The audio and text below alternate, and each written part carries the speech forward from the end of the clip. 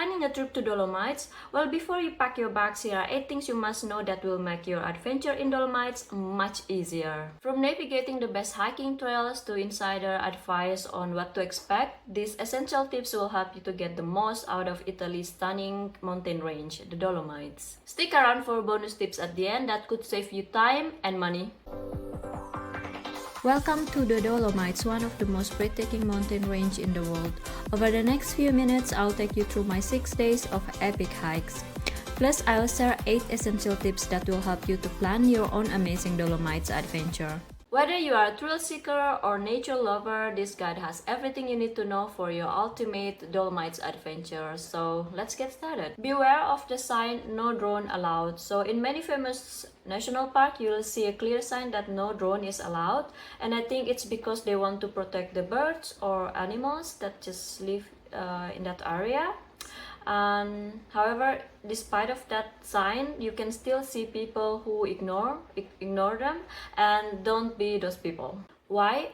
Well, if they catch you, you might lose your drone and you have to pay hefty fine, and also just to respect local rules. To fly a drone safely in Italy, you can go to this website. It's called D-Flight. You can check the map or the area where you want to fly a drone, if it's a free zone or if it's a zone with some limitation or not allowed to fly at all. Malga or mountain restaurants are everywhere. So in many famous hiking areas like Tre Peaks, you absolutely do not need to pack for hikes. You just can depend on the malga because like they literally available in every 10 minutes.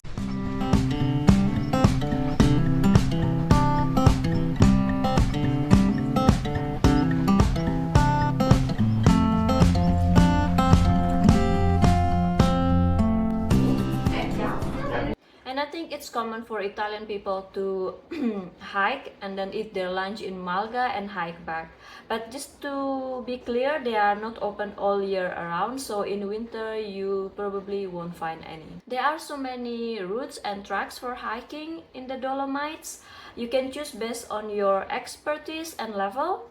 And do not use Google Maps. I think they are useful for navigating the roads, but not so much for hiking. I use Komoot instead, so it's very easy to navigate. You can adjust the routes that you want based on your level, so beginner, intermediate, and advanced. It will tell you how hard is the route, the elevation gain, and how many hours it will take, etc., etc. It's not a secret that the best way to explore Dolomite is to rent a car and just drive it by yourself. There's only one problem though. It's full of mountain road, or most roads are mountain roads. So it's full of curves and it's narrow, and the worst is in summer you will see a lot of bikers.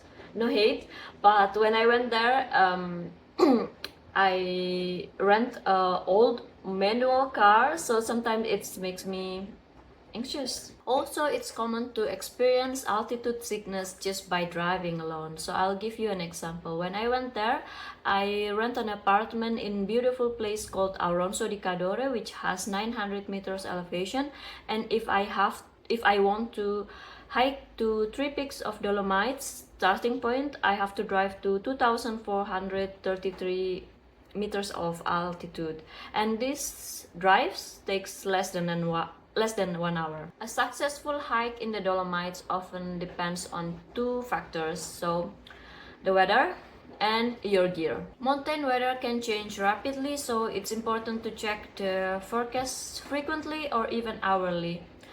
It's good for you to bring lightweight rain jacket because sudden rain shower are very common. For those who feel cold easily, you can dress in layers using onion principles. So start with base layers, insulation, and finish with water resistant outer. So this way you can adjust the temperature during the hike. Whatever you do and whichever hiking route you choose, just finish your hike before the sunset. Why? Well, first, the temperature drops at night, so it's colder and it's dark, so you can see well, and it's just dangerous. This year, there's a case where a bear attacked a guy in the Dolomites area, and he's The Dolomites are always beautiful, and I think it's over different vibes for different season. But I think the best season to go there is either spring or autumn. I actually went both in spring and autumn, but I love autumn more. I think it's because the weather is still pleasant and it's less crowded. There are so many cute places in the Dolomites, but the most famous one are definitely three peaks of Dolomites, Lake Sorapis and Lake Misurina, and I think they are famous for a reason. Besides, they are close to each other. You just need more than 2 days to complete all of them. Oh, I saved my hiking routes for those three places. Comment below if you want me to send it to you. If you have some extra time and want to experience the Dolomites from new perspective, consider taking a helicopter tour. So it's actually an incredible way to see the vast beauty of the mountain range from the above, and surprisingly, it's more affordable than you might think.